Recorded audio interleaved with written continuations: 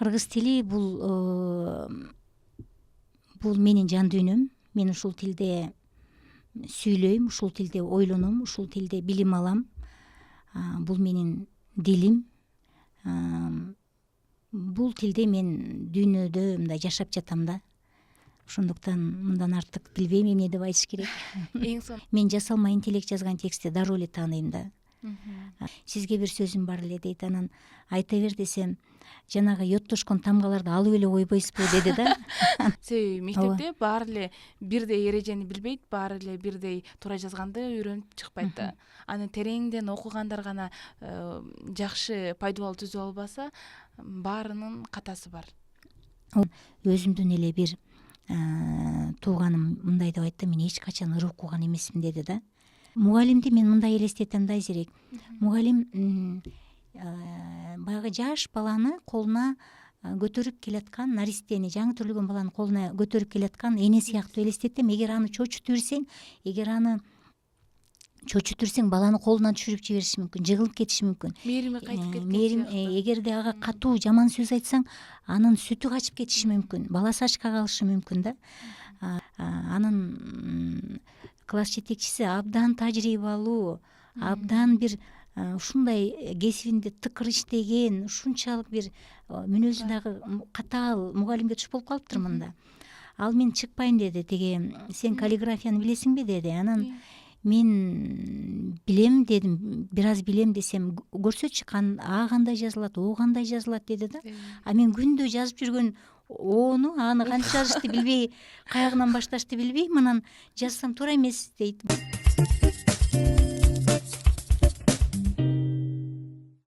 Арыбаңыздар ардактуу көрөрмандар, бүгүн сиздерден Аял жана дүйнө подкасты. Бул подкасттын алып баруучусу мен Айзерек Аманбаева. Бүгүнкү биздин коногубуз Гүлзада Станалиева, Кыргыз-Түрк Манас университетинин журналистика бөлүмүнүн доценти, филология илимдеринин кандидаты, бир канча китептердин автору, туура жазуу боюнча тренер жана ошондой эле социалдык тармактарда кыргыз тилин туура жазуу боюнча, кыргыз тилин колдонуу боюнча видео контенттердин ээси. Бүгүн бизде өзгөчө айым келип отурат. Саламатсызбы эже? Саламатчылык. Кош келипсиз биздин студияга. Рахмат чакырганыңарга. Чакырганыңызга келип бергениңиз үчүн аябай ыраазычылык билдиребиз. Эже, негизи эле ушул баштаганда эле ушул кыргыз тилинин колдонулуусу кандай болуп атат, ушул боюнча сурайын дедим. Кыргыз тили сиз студент кезде студенттер кандай колдончу жана азыркы учурда кандай, экөөнүн айырмачылыгы кандай болуп атат, сабаттуулугубуз кандай дегелечи биз. Ал кезде сабаттуу болчубу же азыр сабаттуу болуп атабызбы, же тескерисинчеби? Жакшы суроо. Эми азыр мен айтпасам деле көпчүлүгү бүгүнкү күндө сабатсыздык жайылып кетти деп көп айтышат да. Мунун бир канча себептерин белгилешет. Мен дагы ошол ойго бир четинен кошулам. Мурда интернет жок кезде адамдар маалыматты китептен алчу, гезит журналды көп окучу. Көп окуган киши баягы сөздөрдүн кандай жазылышы мээге сиңип калат да, көзгө сиңет дагы. Анан сабаттуу жазуусуна андай таасирин тийгизет да. Анан бүгүнкү күндө визуалдык дүйнө үстөмдүк кылат. Биз видео көрөбүз көбүнчө, аудио угабыз, текстти азыраак окуп калышты. Ушундан улам дагы жанагы сөздөрдүн туура жазылышына көп көңүл бурбай калган учурлар бар. Эми албетте мектепте башталат сабаттуулук. Сабаттуу жазган киши мектептен эле чыгат. Бул интернет, массал жана жалпыга маалымдоо каражаттарынын сабаттуулуктагы ролу бул экинчи пландагы иш. Анан мектептерде дагы бизде бүгүнкү күндө балдардын кызыгуусу, балдардын жалаң гана сабак менен болуусунан тышкары дагы азыркы нерселер, азгырган нерселер көп болуп атпайбы? Ошондуктан дагы ушул сабатсыздык маселеси албетте биздин эле коомдо, биздин эле Кыргызстанда эмес, менимче бүткүл дүйнөдө бул мындай жайылып бараткан бир терс көрүнүш десек болот да. Кыскартып жазып атышат, маани бербей жазып атабыз. Анан экинчиден эми биздин убакта деле сабатсыз жазгандар болгон, таптакыр эле баардык эл катасыз жазган, кыргыз тилинин грамматикасын, орфографиясын элдин баары абдан мыкты билген деп айтуудан алысмын. Албетте ал учурда дагы кездешкен, бирок ал кезде биз азыркыдай социалдык тармактар жок эле, WhatsApp, Telegram деген жок эле. Биз мисалы үчүн айрымдардын кандай жазганын билчү эмеспиз да.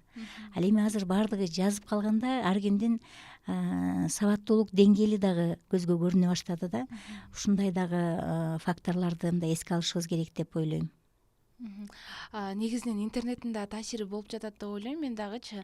Себеби видео контенттерди же болбосо биз ар бир адамда мүмкүнчүлүк бар да азыркы учурда жазып чыгарганы, аны окуп туруп кээ бирки журналисттер бар, аларды карап, же болбосо кээ бирки кыргыз тилчи мугалимдер деле бар, аларды карап туруп алардын тексттерин окуйбуз. Анан демек бул ушундай жазыптыр, туурасы бул экен деп тандап алабыз. Же бизден улуулар, бизден бир аз акылдуураак же көбүрөөк окуду деген адамдардын бизге WhatsApp аркылуу дегиле жазышууда бизге кайрадан кайтарым байланыш бергенде деле аларды окуп туруп бизден эгерде аны үлгү алып, анын туура жазгандарына ишене турган адам болсо, ал туура эмес кылган болсо деле демек ушундай экен деп кийинкисинде балким биз деле ошентип жазып баштап калган учурлар болот да.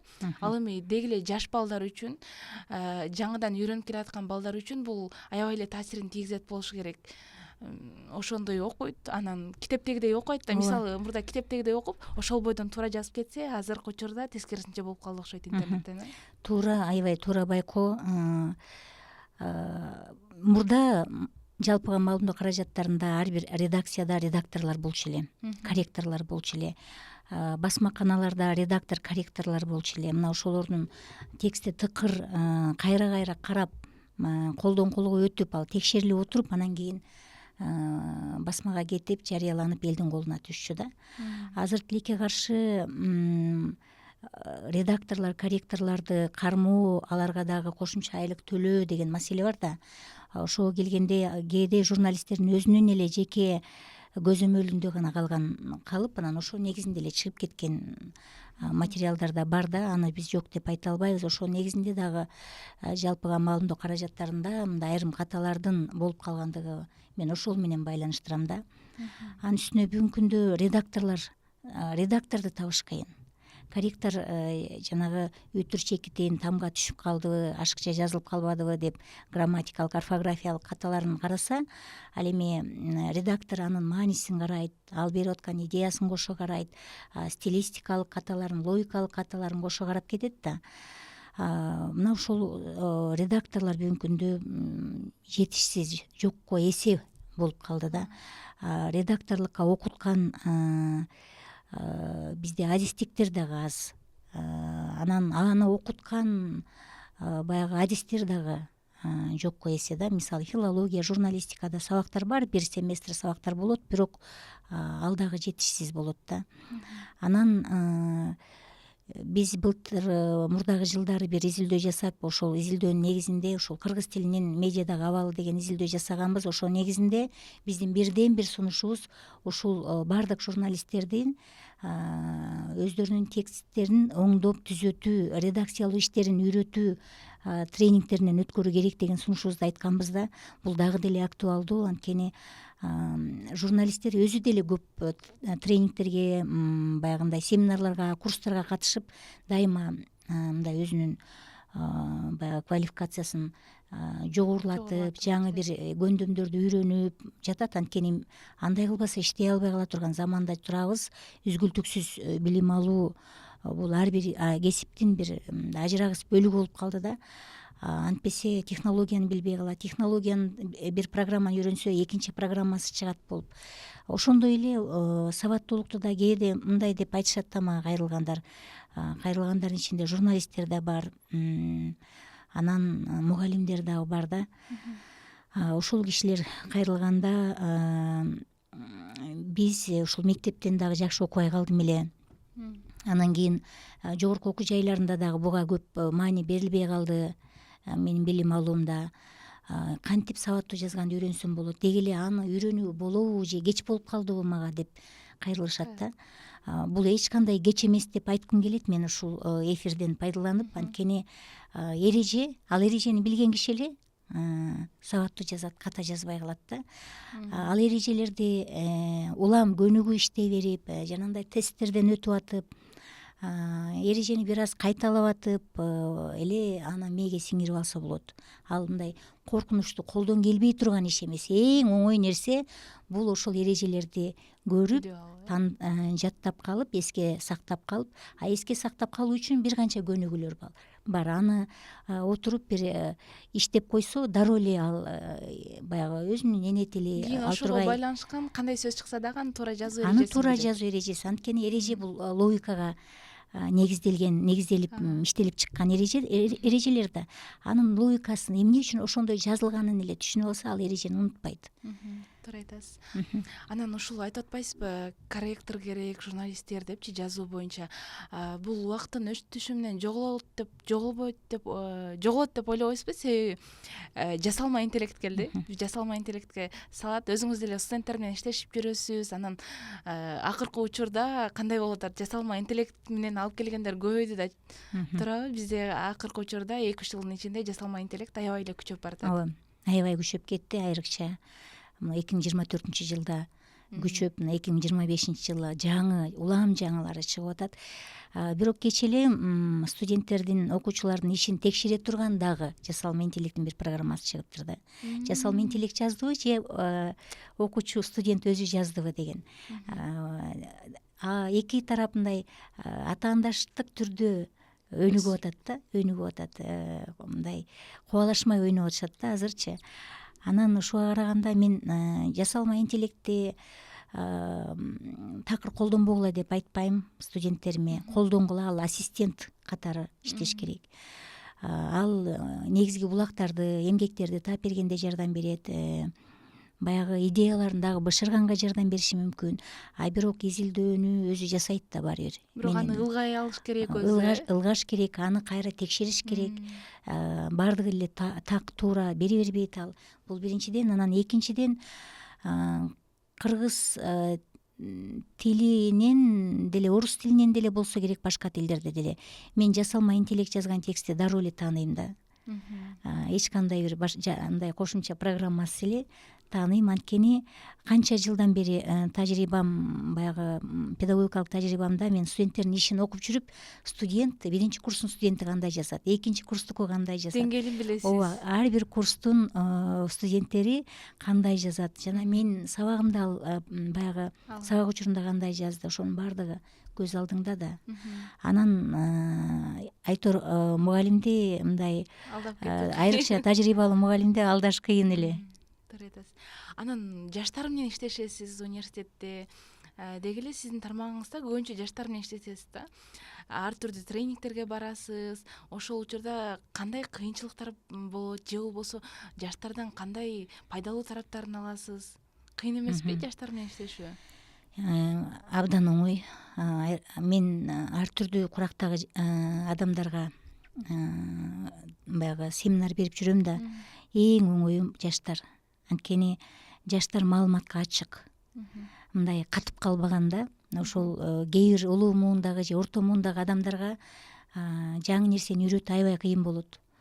Алардын менталитети, маданияты, кээде стереотиптери менен эсептешкенге аргасыз болосуң да, баягы мындай келишпестик болуп калбасын, тренинг тынч өтсүн деген мааниде ушундай учурлар да болуп калат. Абдан абайлап сүйлөй турган жерлер болот да.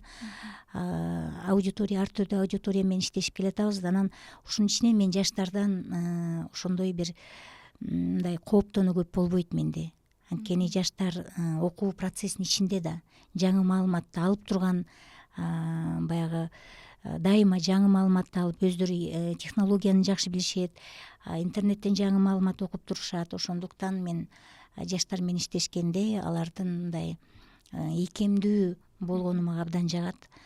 Биринчиден. Анан суроо бергендери дагы баягы мен жаштар менен иштегендиктенби, мен жаштардын суроолоруна, жаштардын ой жүгүртүүсүнө, жаштар менен болгон жанагындай баарлашууда көбүрөөк мындай ыраазы болом да, ошол семинарларымачы. Же дайыма студенттер менен иштегенгеби, айтор бүгүн жаштар мындай окубай калды, бүгүнкү жаштар мурункудай билимдүү эмес дегенге мен көп деле кошула бербейм да. Анткени алардын өзүнүн окуй турган маалыматтары бар, башкача кызыкчылыктар башка кызыкчылыктары бар. Азыркы дүйнөнүн чакырыктарына ыңгайлашып жатышат. Мисалы мурда биз китептерди окуп, бирок ошол китептен алган маалыматты турмушубузга пайдаланчу эмеспиз, көп пайдалана алчу эмеспиз да. Эми жалпы жонунан бизди инсан катары калыптандырууда алардын орду эбегейсиз чоң, бирок бүгүнкү күндө жаштар окуганын дароо турмушта пайдалангысы келет да. Мисалы жана эмне үчүн психологиялык китептерди көп окуп жатышат, өздөрүн тааныгысы келет, турмуш курууга дагы даярданышат, балалуу болууга дагы даярданышат. Балалуу болсо аны тарбиялоого даярданышат, окушат. Баласы ооруп калса, мурда биз балабыз бир ооруп калса жаш кезибизде врачка барып ал эмне десе ошону аткарчубуз да. Азыркы жаштар, мен өзүм кызым дагы азыр балалуу, врач айтканын интернеттен текшерет, текшерип эч кимге мындай ишеним, сокур ишенип эле анын артынан ээрчие бербейт да. Мунун өзү абдан жакшы деп ойлойм. Бул биздин учурда ушундай мүмкүнчүлүктөр аз эле да. Азыр ошол жаштардын мүмкүнчүлүгүнө жараша ошону туура эле колдонуп жатышат, көпчүлүк жаштар албетте. Жаштар менен иштешип жүрүп, аларды аябай жакындан түшүнгөнүңүз негизи билинип турат. Анан сиз ушуга ыңгайланыштырып, өзүңүз дагы бир аз бизге караганда мурунку муунун адамы болсоңуз дагы заман менен чогуу кетесиз. Сиздин Instagram баракчаңызды, Telegram баракчаларыңызды билебиз, Facebook баракчаларыңыздычы. Анан ошол жактан заманбапташтырып, кыргыз тилин заманбапташтырып сунуу сизге каяктан келди бул идея? Ушул суроону көп сурашат. Бул идея эми мен медиа тармагында сабак берип келатам. Ушул нерсе керек экенин, мындай боштук бар эле да, ушул боюнчачы. Анан айрым баягындай каналдар бар эле, аларда көбүнчө мындай айлампаларды киргизип коюп, бир мындай жазууларды чыгарып койгон ошондой тайпалар бар эле социалдык тармактарда. Анан YouTube'да узун мектеп окуучуларына баягы пандемия учурунда өтүлгөн сабактар бар экен. Карасам аябай эле мындай көрүүчүлөр аз экен да. Анан социалдык тармактар адамдын жүзүн жакшы көрөт, видеону жакшы көрөт да. Эгерде бир мындай жазуу түрүндө чыгарсаң, ал азыраак кетет дагы, эгерде видео чыгарсаң, ал аябай жакшы кетет да. Анан ошондуктан баягы кыргыз тилинин жазуу эрежелери интернетте толтура алар текст түрүндө. Бирок аны визуалдаштырып видео түрүндө айтып чыгайын деп мына ошол ишти колума алгам. Дароо эле биринчи эле видеолор чыкканда бул натыйжасын берип жакшы кетти. 5,5 миллионго чейин көрүүчүлөр болду. 5,5 миллиондон ашкандар да бар. Андан дагы ашкандары бар. Анан катталуучуларым көп болду, белгилүү кылды менин жүзүмдү. Анткени мен бир жолу кафеге барсам, бир жигит келип, эже, сиз кыргыз тилчи эжесизби дейт. Анан ооба, эмне болду десем, сизге бир сөзүм бар эле дейт. Анан айта бер десем, жанагы йоттошкон тамгаларды алып эле койбойсузбу деди да.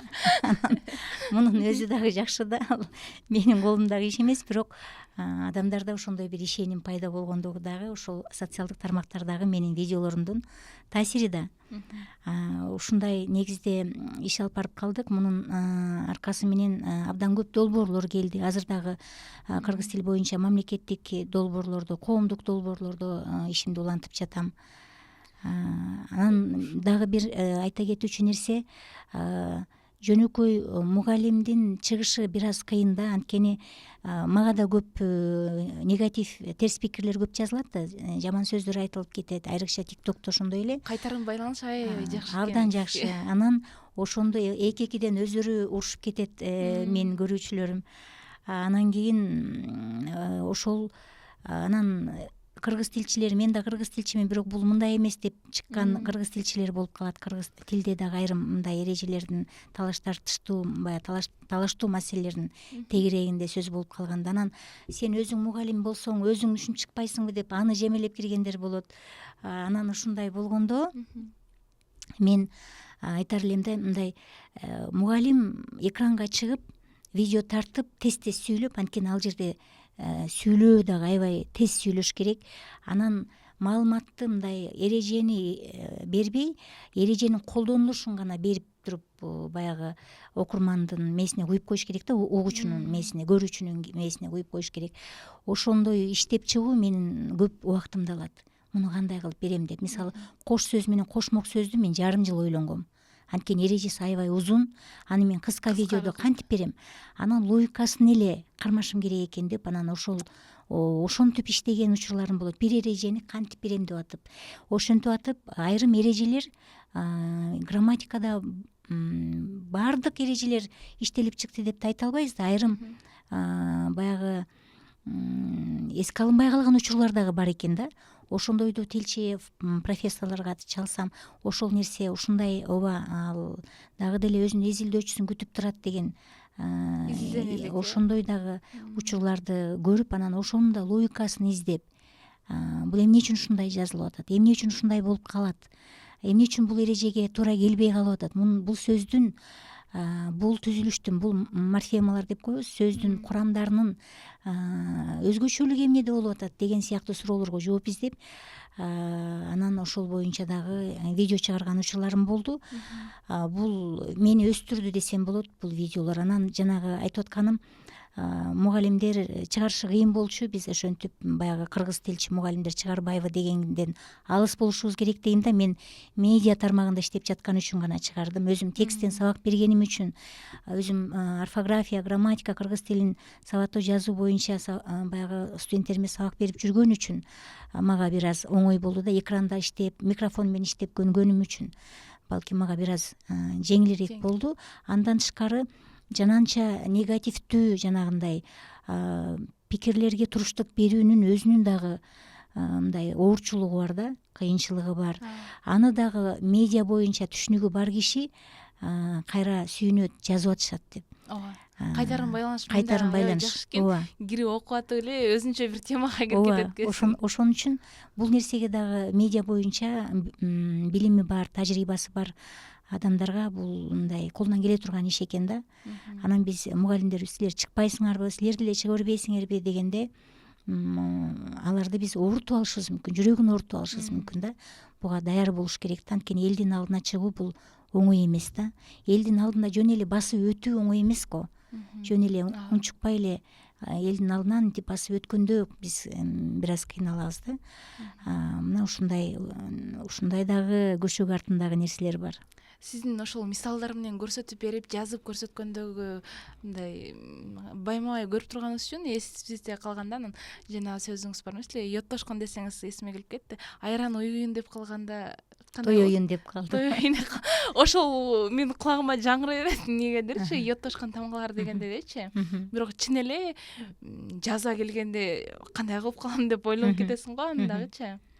Ошого да кайтарым байланыш көп болгон немелериңизден болгон го дейм, видеолоруңузда. Ооба, ага дагы орус алфавитин таңуулап атасың деп жазышат. Анан албетте биздин алфавит орус тилинин алфавитинин негизинде түзүлгөн. Ал комментарийлерди дагы мен туура түшүнөм. Албетте ошондой маселелерибиз бар. Азыр мына мамлекеттик тил комиссиясында орфографияны кайрадан иштеп чыгуу маселесин азыр карап атышат. Бир топ баягы эксперттик топ түзүлдү, жумушчу топтор түзүлүп атат. Ал дагы жакында мына ушул орфографияда эмес, орфографиялык эрежелерде, алфавитте эмес, орфографиялык эрежелерибизде бир топ мындай толуктоолор болот деп айтар элем. Коомдогу муктаждыкка бир жем бергенсиз, видеолоруңуз аркылуу бул азыктанып, ошол боюнча туура маалымат алганга аябай азыркы учурда жакшы жардам берип атат деп ойлойм. Деги эле мен өзүм деле кээ бирки сөздөрдү ошол жактан үйрөнөм десем болот. Анан бул видео контентти ошого жараша чыгардыңыз. Анан сиз китеп жазат экениңизди билебиз. Китептерди эмнеден улам жазып каласыз? Муктаждыкка жараша жазасызбы? Же мондай китеп жазышым керек эле деп эле отуруп жазып коесузбу? Абдан жакшы суроо, Айзирек.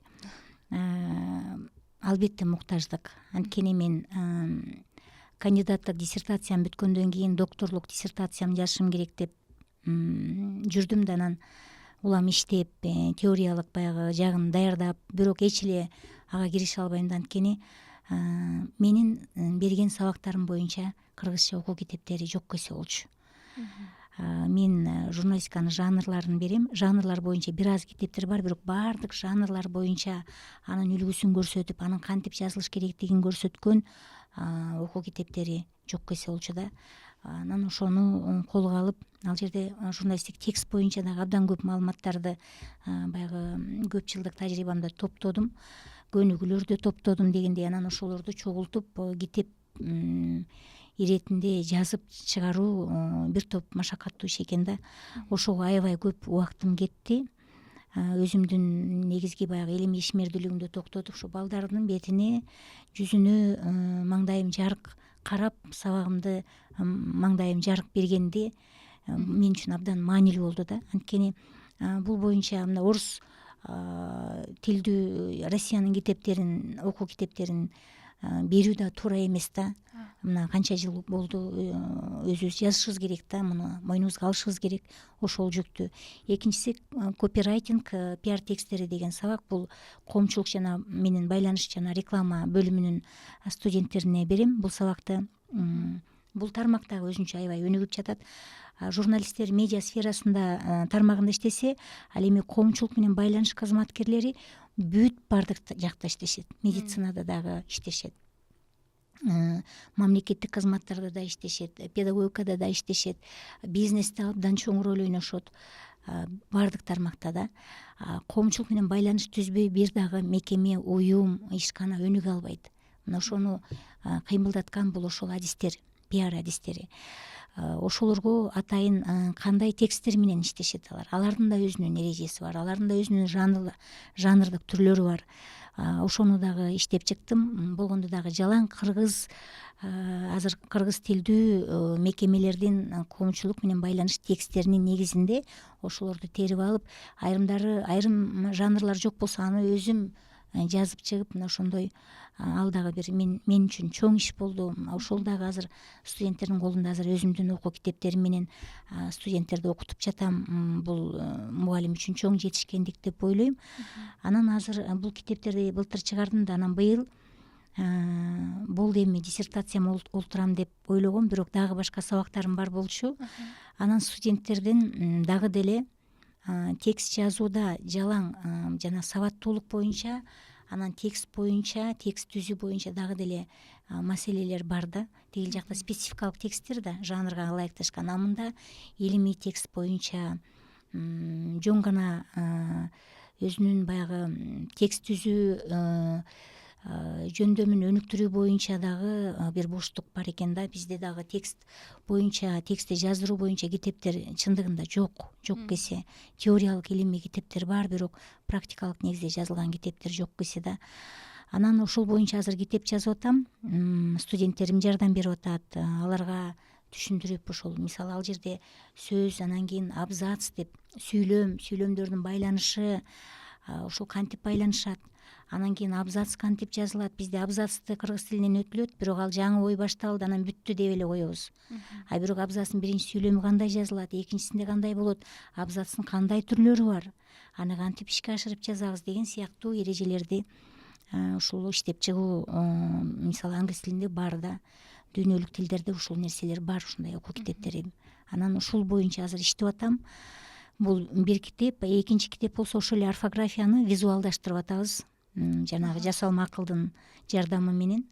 Анын бир аз социалдык тармакка чыгардым, бирок азыр кайра чыгарбай эле китепке киргизиле турган маалыматтар болгондуктан ошол боюнча иштеп атабыз. Мисалы мындай текст турса, ошол орфографиялык эреже деген жазуу эрежелери, кыргыз тилинин жазуу эрежелери деген китеп бар. Ошону ачкан кишилер аз эле болсо керек дейм да. Анан аны биз орфографиялык жазуу эрежелерине айрым көбүнчө ката кетирген тыныш белгилерин да кошуп атабыз. Грамматикалык баягы көп ката кетирилген сөздөр боюнча дагы эрежелерди дагы киргизип атабыз. Айтор ушундай кошумчаланып, орфографиялык баягы жазуу эрежелери боюнча сүрөттөр менен түшүндүргөн китепти да иштеп чыгып атабыз да. Жасалма акылдын жардамы менен. Жасалма акылга ошол эсте тутуп калууга оңой. Ооба, эске тутуп калууга аябай оңой. Биз ошону сүрөт тартып бер деп баягы сүрөт тарткан программаларды сатып алып, ошого сүрөт тартып бер десек, ал 10 сүрөт тартканда араң бирин жаратабыз. Бизде ушундай маселе бар экен. Кыргыз тилинде жакшы жазып атат жасал макул, бирок кыргыз маданиятын жакшы бере албай атат да сүрөттөрү. Ал боюнча маалымат аз. Маалымат аз экен да. Мисалы кыргыз адамын тартпай башкача мындай башка улут кылып коюп атат да. Ошол жагынан кыздардын баягы кийимдерин да башкача кылып коюп атат. Биз кыргыз контент боюнча ушул маселе бар экен да. Анан андан тышкары жанагындай фотосток деп мен интернеттен аябай көп визуалдык баягы сүрөттөрдү, видеолорду алып өзүм дагы баягы контент даярдаганда YouTube'да каналым бар да, поэзия каналы, адабият каналы, баягы Илхам Кежи деген ыр окуйм. Ошого сүрөт, видео тапканда аябай кыйналам. Кыргыз жүзү жок да. Акысыз фотостоктор жок, ошондой база жок да.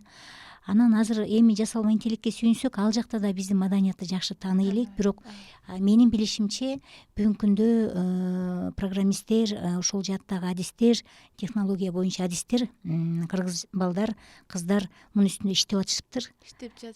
Иштеп жатышыптыр. Эми ага дагы убакыт керек. Керек болсо кийинки бир 5 жылдыктабы, 10 жылдыктабы алар бардык биздин маданиятыбызды таанып, ошол боюнча бизге контент жаратууга жардам берип калат деп ойлойм.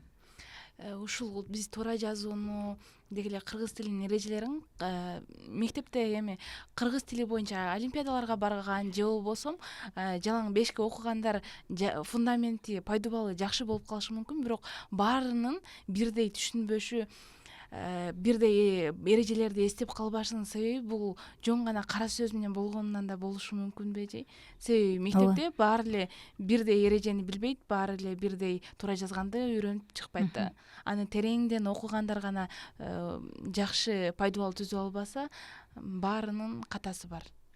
Ооба, ал окуу китептеринде мен айтпасам деле маселе бар экендигин коомчулукта көп айтып келишет. Азыркы балдардын кабыл алуусу керек болсо мына азиреки силердин окуучу кезиңердеги кабыл алуудан өзгөчөлөнөт. Азыр мына 2005 жылдан берки балдар технологиянын балдары да. Алар баягы энесинин курсагынан түшкөндө эле телефонду билип түшүп атышат да. Кичине эле мындай отуруп, кичине эле колуна бир нерсени кармай алган, баягы ошондой кармай алган учурда эле алар телефонду талашып, кыйкырып, өздөрү башкарып калышпадыбы? Ошол балдарга биз кандай окуу китебин жазып беришибиз керек? Ошол балдар тез маалыматты алмаштырып, абдан визуалдуу дүйнөнүн ичинде жашап аткан балдарга, сүрөттүн ичинде, видеонун ичинде жашап аткан балдарга текст жалаң эле кара сөз менен жазылган текстти кантип окутабыз? Анын окуу китеби абдан мындай визуалдаштырылып түзүлүш керек да. Мен мындан канча бир жыл мурда бир семинарга катышкан элем. Ошондо чет өлкөдөн келген бир профессор бизге жаңы муундун окуу китебин кантип жазабыз деген семинар берген да. Анан ошондо ал бизге мынтип айтты да: биз эң начар окуган балага ориентир жасайбыз деген да. Ошол баланы элестетип алгыла классыңардан же группаңардан. Ошол балага кантип түшүндүрөм? Ошол бала могу сөздү түшүнбөй калды. Мисалы үчүн кетип атабыз, мисалы коммуникациянын төмөндөгүдөй функциялар бар десек, функция деген сөздү бала түшүнбөй калса, ал тигил жакты түшүнбөй калат. Функцияны чекеге функция бул деп туруп, анын бир рамкага алып туруп, башка түс менен боеп туруп, аны жазып койгула деп айтты да. Ар бир терминди түшүнүктүү ушинтип жазып отурасыңар дагы китебиңер өзүнөн өзү баягы көргөн кишиге баягы дизайны түзүлүп калат деген да, жасалгасы. Менимче ошол туура. Мен дагы бүгүнкү күндө ошол мурунку китептеримде ошону көп эске ала алган жокмун. Анткени бизде дизайнерлер деле мындай ошол боюнча мындай күчтүү дизайнерлер деле жокко эс экен да. Бул боюнча дагы мындай же мен өзүм таба албадымбы, анан азыр менин идеямды айтып берсем аны ишке ашырып отурган кээде аябай кымбатка түшүп калат экен ар бир сүрөтү, ар бир дизайны. Ар Азыр бири эми өзүнчө азыр болсо жасалма интеллект менен өзүм кошо аралашып түзгөнгө аракет кылып атам. Анткени жасалма интеллект жадабайт, кошумча акча сурабайт. Башын 100 жолу оорутсаң 100 жолу жасап берет да. Адам качып кетет экен мындай. Мага окшогон баягы бир сүрөттү 100 жолу тарттырган авторлор менен иштеши кыйын болуп качып кетет экен да. Жасалма интеллекттин урушсаң да кайра жылуу жооп берет. Жылуу жооп берет. Жасалма акылдын чыккан азыр китеп жазам дегендер үчүн да абдан чоң мүмкүнчүлүк да, колдонушубуз керек. Туура жазуу боюнча деги эле кыргыз тилинин эрежелери боюнча, анан адабият боюнча, адабиятка келсек, адабиятта азыр жаштардын абалы кандай болуп жатат? Адабият окугандар барбы, ыр жазгандар барбы сиз сыяктуу? Деги эле кийин барып ушул телефон менен бул социалдык тармактар менен төрөлүп аткан балдар китеп менен, адабият менен уланып кетиши мүмкүнбү? Менимче алар сагынат болуш керек китепти, ырды, поэзияны. Эми ал технология муздак дүйнө да. Адамдын жан дүйнөсү бар да. Жан дүйнөнү ошол азыр айтар элем, мисалы үчүн социалдык тармактар чыккандан бери ыр окугандар көбөйдү. Жаштардын арасынан деле. Социалдык тармактардан азыр ыр окуп өздөрүнө, биздин Кыргызстанда эмес, Россияда мисалы үчүн ыр окуп ошол менен поэзия концерттерин өткөрүп жаткан блогерлер пайда болду. Аншлаг менен өтөт, дүйнөнү кезип өтүп атышат. Анан бул кайра социалдык тармакты биз кандай колдонобуз? Анткени ыр, поэзия деген бул ушунчалык бийик, ушунчалык кооз, ушунчалык жан дүйнөгө руханий азык берген дүйнө да. Андай дүйнөнү таанытуунун жолдору ачылды десем болот да кайра. Мисалы мен өзүм да YouTube каналымды жөнөтүп коем да эки жака ыр окугандан кийин. Анан өзүмдүн эле бир тууганым мындай деп айтты: мен эч качан ыр окуган эмесмин деди да. Ырды, мындай поэзияны мен үчүн эмес деп ойлочумун деди да. Сен ушинтип ырларды жөнөткөндөн кийин мен жалаң YouTube'тан ыр угуп калдым дейт. Ыр угуп, ыр издеп, суусап, ушуга бир мындай кандайдыр бир ушул дүйнөнү мен ачып алдым өзүмө, аябай сүйүнүп атам. Ушул дүйнөнү ачпай, дүйнөдөн өтүп кетсем эмне болот эле деп тамашалайт да. Ансыңарындай технологияны колдонуу биздин колубузда. Жаштарга эмнени беребиз, кантип ойготобуз, кантип шыктандырабыз, эмнеге багыт беребиз, алардын жан дүйнөсүн эмне менен толтурабыз, ал биздин колубузда деп ойлойм. Технология бул каражат. Бизге ошол баалуу нерселерди өнүктүрө турган бир жол эле. Эгерде биз аны таштап койсок, жаштар технология кетти деп таштап кое турган болсок, анда алар башка нерсеге кызыгып кетиши мүмкүн.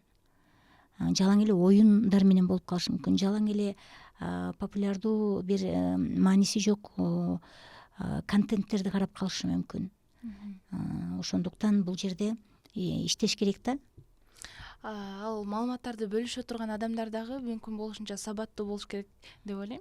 Анан биздин азыркы учурда деги эле жаңылыктар менен бөлүшкөн, азыр баарыбызда мүмкүнчүлүк бар. Өзүбүз бир баракча ачып туруп жаңылыктарды тараткан канал ачып алганга биздин мүмкүнчүлүгүбүз бар. Анан ошондой эле журналисттер көбөйдү. Алардын билими бары бар, жогу бар. Анан билими бар, сабаттуу, университетте окуп бүткөн, 5 жыл эмгек кылып окуп бүткөн журналист менен окубай эле журналист болгондордун айырмачылыгы канча? Менимче айырмачылыгы чоң да. Анткени биз сөздү баягы кооз сүйлөгөндү гана үйрөтпөйбүз да журналистикада. Биз маалымат менен аяр мамиле, абдан этият мамиле, абайлап колдонгонду да үйрөтөбүз.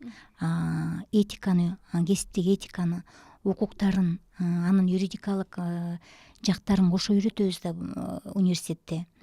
Анан маалымат, ар бир маалыматтын жоопкерчилигин сезгенди. Ал маалыматты сен чыгардыңбы, анын жоопкерчилиги, анын кайтарым байланышы кандай болот деп. Мына кечээ эле жанагы зордук зомбулук боюнча өзүн өзү өлтүрүү фактылары боюнча мен чоң бир пост жаздым. Ошол жерде дагы айтып өттүм. Аны эмне үчүн жаздым? Анткени медиада ошондой туура эмес берип жатышты да. Абдан көп ошондой профессионалдык каталар кетти да. Анан ошону карап отуруп журналисттерге бул боюнча маалымат беришим керек деп анан ошол постту жаздым. Абдан көп окулду, көп таркатылды. Журналисттер союзу дагы аны өздөрүнүн баракчасында жарыялашты. Ал нерсени журналистика факультеттеринде ал сабактар бар да. Этика сабагы бар, журналисттик этиканы үйрөткөн, журналистиканын укуктарын үйрөткөн, укуктарынын базасын үйрөткөн сабактар бар. Андан тышкары тексттерде биз сөздөр менен иштегенди үйрөтөбүз. Мисалы, нейтралдуу сөз, комментарийленген сөз, адамдын аброюна шек келтире турган сөздөр бар да. Мына ошол сөздөрдөн оолак болгонду үйрөтөбүз. Ал тургай биз ошол деңгээлге дагы жете элекпиз. Ошону дагы мисалы адамдын толку бою жана вербалдык эмес каражаттары, көз карашы, интонациясы, караганы, мындай турган турпаты эле көп нерсе айтат да. Биз 10% эле сөзүбүз менен айтат экенбиз. Калганын 90% биз мимикабыз менен, көз карашыбыз менен. Мисалы үчүн жакшы эле жүрөсүңбү деп айткан сөз эгерде жазуу иретинде болсо бирдей эле маани болот. Ал эми биз ошол сөздү укканда ал киши балким кытмыр күлүп айтты. Мен жөнүндө бир нерсени уккан окшойт деп биз кооптонуп жаман болуп калабыз да. Анан сүйүнүп жакшы эле жүрөсүңбү деп бизди көрүп сүйүнүп кеткенин көрөбүз. Анан өзүнүн сабырсыз болуп жакшы эле жүрөсүңбү десе бир сарсанасы бар окшойт, эмнегедир маанай пас дейбиз. Мына ушул сыяктуу сөздөрдөн мурун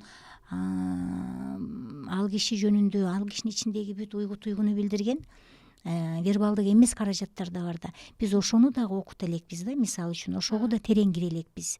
Аны изилдей элекпиз. Журналисттердин ошол деңгээлде изилдей элекпиз да. Ал мен интервью берип атканда көрөм.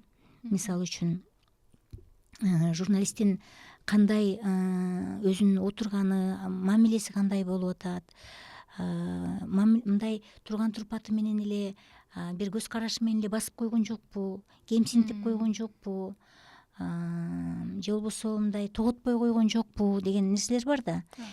Же колдоп аткан жокпу, мисалы 2-3 киши келсе бирөөсүнө жакшыраак мамиле кылып койгон жокпу деп журналист деген абдан бейтарап болуш керек да. Мына ушул сыяктуу нерселер дагы деле медиа адистеринин журналистика боюнча изилдөөчүлөрдүн чоң темасы болуп турат да. Кайсыл маалыматты бөлүш керек, кандай бөлүш керек, ушул боюнча эрежелерин билет.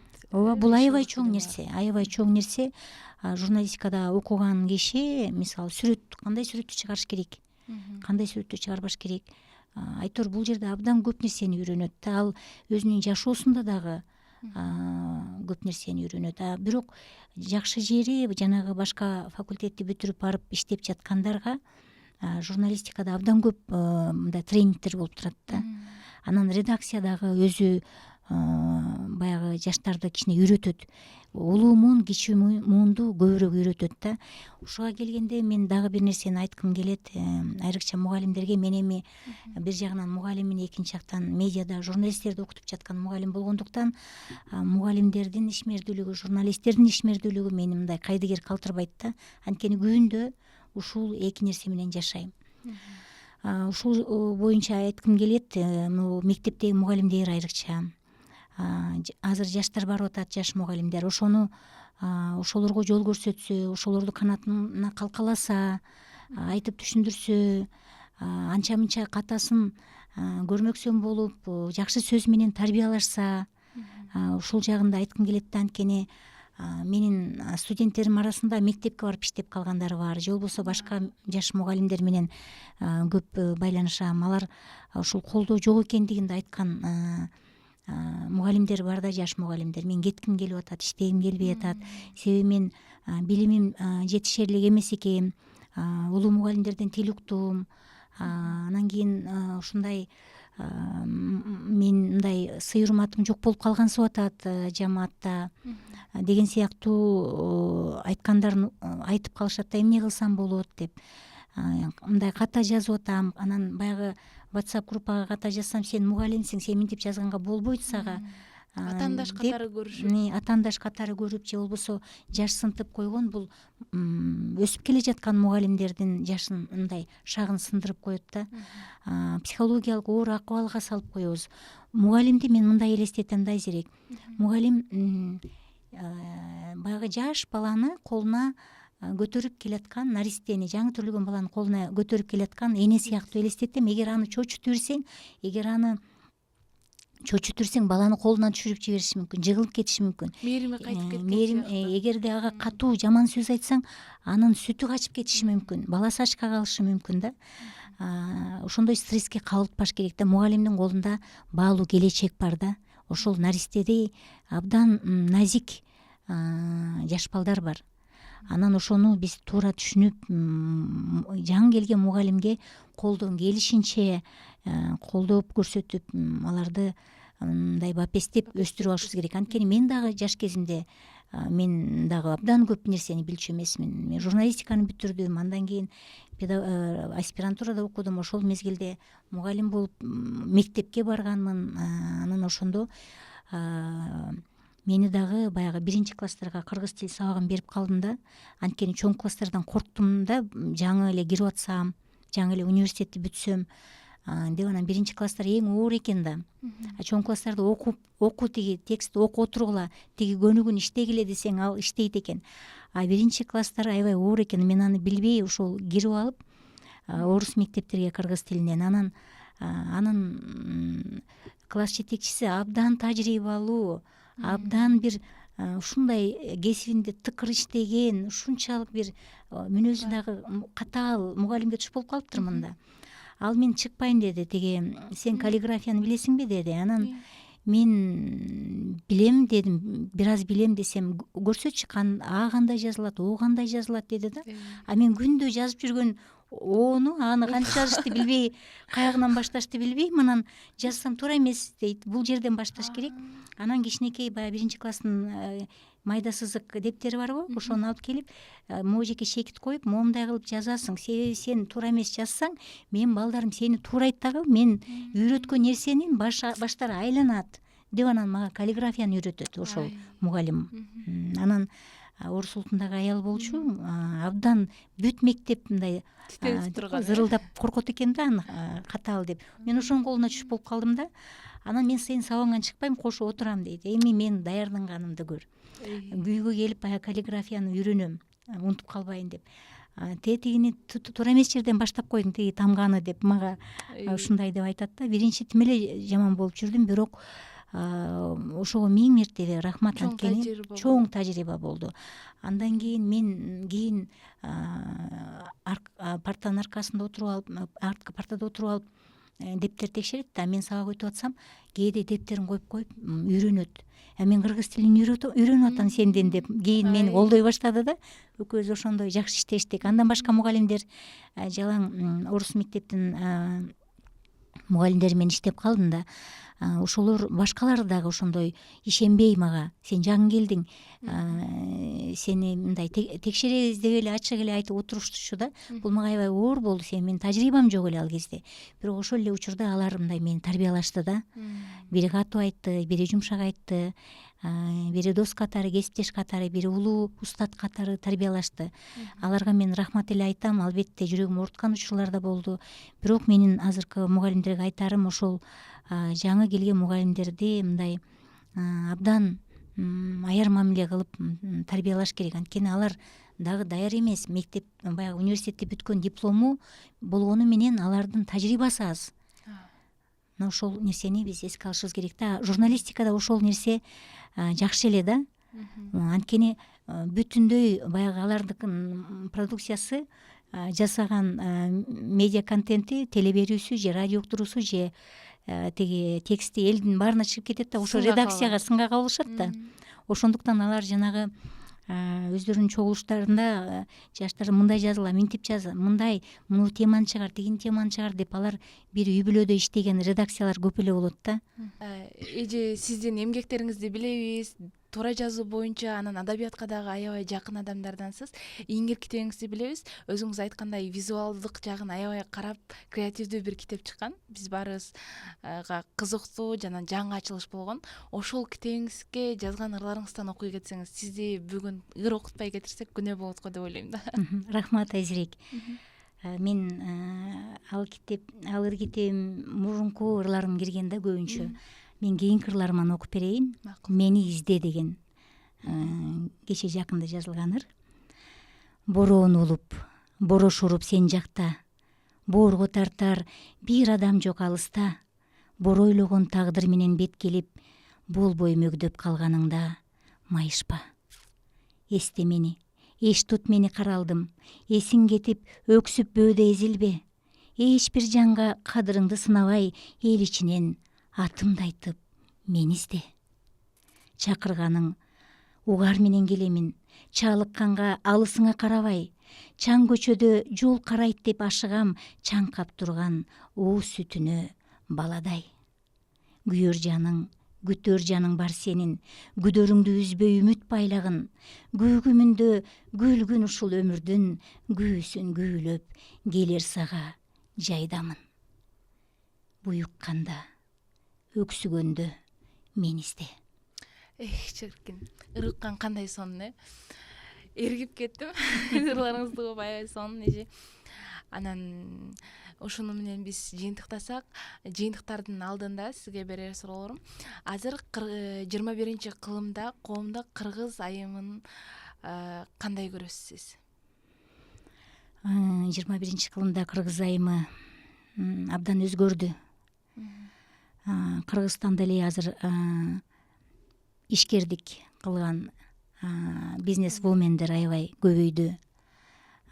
Өлкөнүн экономикасына чоң салым кошуп жатышат. Билим берүү тармагы бүтүндөй аялдардын колунда калды. Медицина тармагында аялдар абдан көп. Илимде абдан аялдар көп. Университетте азыр кайсыл факультетке барбайын, жалаң кыздар окуп атканын көрөм. Ал тургай кээде ойлонуп кетем, эркек балдар көбүрөөк окуса деп. Анткени мен да өзүмдүн студенттердин арасында кыздар көп. Кыздардын бүгүнкү күндө жанагындай жарандык активист кыздарыбыз аябай көбөйдү. Коомдун талылуу маселелерин көтөрүп чыккан аялдар көбөйдү. Журналисттердин арасында кыздар аябай көп. Ошону менен бирге поэзияда азыр аялдар, кыздар алдыга озуп келатышат. Абдан мыкты жазгандар дагы көбүнчө кыздар болуп жатышат. Мына ушул жагынан алганда 21-кылым бул кыргыз аялдар үчүн абдан чоң мүмкүнчүлүктөрдү ачкан, чоң эшиктерди ачкан, биздин чоң энелерибиз, тайнелерибиз жетпеген кыял максаттарды ишке ашыра турган жакшы заман деп ойлойм да. Анан ошол кыздарга мындай кайрылгым келет. Силердин колуңарда абдан чоң мүмкүнчүлүк турат. Билим алууга, өзүңөрдү өстүргөнгө, ошол мүмкүнчүлүктү колдонгула. Атайын бир жака барыштын да кереги жок. Интернет бар колуңуздарда. Анда укмуштуудай көп жаңы маалыматтар бар. Канчалык маалыматыңар көп болсо, билим ошол. Канчалык билимдүү болсоңор, кадыр барк деген ошол болот да. Биз дайым эле кантип адамдын кадыр баркын, мугалимдин кадыр баркын, кыздардын кадыр баркын өстүрөбүз, энелерди кадырлуу кылабыз дейбиз. Мисалы ошол жакшы бала тарбиялаган эне бул билимдүү эне да, жакшы маалымат берип атат, жакшы багыт көрсөтүп атат. Билим десе эле биз университеттен алган билимди ойлойбуз да, мектептен эле алган билимди. Билим бул үзгүлтүксүз жаңы маалымат алып туруу деген эле нерсе. Ошондуктан билим колуңузда болсо, билимиңиз көөдөнүңүздө болсо, маалыматыңыз колуңузда болсо, анда сиз дүйнөнү башкарасыз. Сонун эже, эң сонун сөздөр болду. Анан мен сизге кыскача бир суроолорду даярдагам кыргыз тили боюнча. Ошолорго бул же бул ушундай жооп берип кетсеңиз. жээнтек же жентек? Жентек эле болот. Биз жана жээн деген сөздөн деп ойлойбуз. Жок, бул өзүнчө сөз жентек. Ирээт же ирет? Ирет эле болот. Ээриди же эриди? Кар эриди эле болот. Бир эле э менен, кыска э менен жазылат. Зээригүү же зеригүү? Созулуңку айтылышы мүмкүн, бирок зеригүү деп эле кыска үндү менен жазылат. Тузсуз же тузсуз? Суз деген, сыз деген мүчө уланып, ал биринчи жана тамгасы тыбыш эч качан өзгөрбөйт. Туз бул уңгусу, суз бул мүчөсү. Биссиз же биссиз? Бул деле ушул эле эреже. Биз, сиз эле болот. Айоо же айоо? Бул жерде айо дегенде ый о йоттошуп кетип ё болуп калып атпайбы? Анан бул аягындагы о өзү жазылат, ошондо а ё болуп 3 тамга 4 тыгыш. Коёлу же коёлу? Коёлу деп бул жерде да йоттошкон тамга бар, о жазылбайт. Коё дегенде 3 эле тамга кетет, э? Кеңейет же кеңейет? Бул боюнча да менин бир видеом бар. Ый менен жазып жүрүшөт, кеңейет деп. Ый менен э йоттошуп кетет да, жанагы эки е катар жазылбайт деп да айтышат. Жок, эреже боюнча катар жазылат бул жерде. Табып же таап? Таап деп эле жазылат. Сон. Кыргыз тили сиз үчүн эмне? Кыргыз тили бул менин жан дүйнөм. Мен ушул тилде сүйлөйм, ушул тилде ойлоном, ушул тилде билим алам. Бул менин дилим. Бул тилде мен дүйнөдө мындай жашап жатам да. Ошондуктан мындан артык билбейм эмне деп айтыш керек. Эң сонун эже, менимче аябай сонун маек болду. Бүгүн сиз менен маектешүүдөн рахат алдым. Келип бергениңизге чоң ыраазычылык билдиребиз. Коомго бир пайдасын тийгизген маектерден болду деген ишеничтемин. Рахмат чакырганыңа. Мага дагы бүгүнкү маегиңизден абдан жакты. Рахат алдым, чоң рахат алдым. Урматтуу көрөрмандар, бүгүн сиздер менен Аял жана дүйнө подкастында алып баруучусу мен Айзирек Аманбаева жана ошондой эле менин коногум Гүлзада Станалиева эже менен биргеликте болдук.